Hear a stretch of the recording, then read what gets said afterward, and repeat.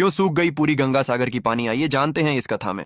बार माता पार्वती सागर के किनारे बैठकर गहन तपस्या कर रही थीं। चारों ओर शांति थी और लहरों की मधुर ध्वनि सुनाई दे रही थी। उसी समय वहां एक छोटा शेर बार बार अपने मुंह में बालू भरकर सागर में डाल रहा था। कुछ देर बाद वह सागर किनारे बैठकर जोर जोर से रोने लगा और माँ माँ पुकारने लगा। माता पार्वती ने अपनी आंखें खोलीं और उस छोटे शेर को देखा। वह बहुत दुखी था। वह रोते रोते फिर अपने मुंह में बालू भरकर लाता और सागर में डाल देता। वह बार बार यही काम कर रहा था। माता पार्वती ने उसे अपने पास बुलाया और गोद में उठाकर स्नेह से पूछा, बेटा तुम अपने मुंह में बालू भरकर सागर में क्यों डाल रहे हो? छोटा शेर रोते हुए बोला, माँ आप तो पूरे जगत की माता हैं। इस सागर ने मेरी माँ को बहाकर अपने साथ ले लिया है, इसलिए मैं अपने मुंह में बालू भरकर इस सागर में डाल रहा हूँ ताकि यह सागर भर जाए, इसका पानी सूख जाए और मेरी माँ मुझे वापस मिल जाए। छोटे शेर की ममता और प्रेम देखकर माता पार्वती का हृदय द्रवित हो गया। उन्होंने सागर से कहा, यह छोटा सा बच्चा है, इसकी माँ के सिवा इस संसार में इसका कोई नहीं है, तुम इसकी माँ को इसे लौटा दो। यह सुनकर सागर जोर जोर से हंसने लगा और बोला, यह छोटा शेर अपने नन्हे से मुंह से मुट्ठी भर बालू लाकर मेरे विशाल सागर को भरना चाहता, इसका पूरा जीवन बीत जाए तब भी यह मुझे नहीं भर सकता। सागर की यह बात सुनकर माता पार्वती क्रोधित हो गईं। उन्होंने कहा, तुमने एक बच्चे को उसकी माँ से अलग किया है और अब उसकी ममता का मजाक उड़ा रहे हो। मैं तुम्हें ऐसा नहीं करने दूंगी। क्रोध में आकर माता पार्वती सागर का सारा पानी पीने लगी।